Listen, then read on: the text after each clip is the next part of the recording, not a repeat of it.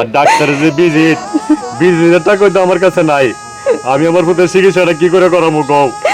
তুমি টাকা চিন্তা করতেছো আমার চোখের সামনে মৃত্যুর সাথে পাঞ্জা লড়বো? আমি এটা মাইনা নিতে পারতাম না।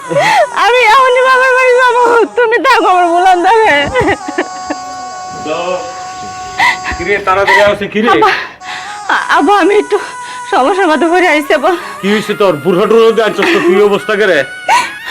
আব্বা আমি কিছু টাকা লিখে আইছি আব্বা। কি হইছে তোর? আমার ফুলার অনেক অসুস্থ, আমার টাকা লাগবো। আরে কি আর তুই টেয়ার লাগিয়ে আসছ? টেয়ার গাছ লাগাইছি আমি ওনে টাকা পয়সা আমার কাছে আছে। আব্বা তুমি এটা কি কইতেছো? এই পর্যন্ত তোমার কত টাকা দিয়েছি আমি নিজেও জানি না।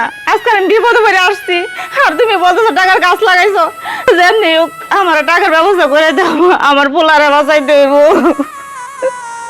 তোরে এখন আমি একটা টাকাও দিতে পারবো না। আব্বা যা তুই। এত পয়সা নয় না আব্বা। এ নাই আমার কাছে, তুই যা গিয়া তোর জামাই তোকে দিতে পারি বেস্ত। বেচাতে চিকিৎসা করগা। যা। আল্লাহ আল্লাহ আমি এখন কি করবো? আমার স্বামী মাদের গাম পায়ে ফালাই উপার্জন করছে, সেই টাকা আমি বিশ্বাস করে বাপ ভাইয়ের হাতে তুলে দিই। আমি অনেক ভুল করছি, কারণ এই পৃথিবীতে বিয়ার পরে যদি আপন কেউ থেকে থাকে তাহলে সেটা হচ্ছে ঘরের স্বামী।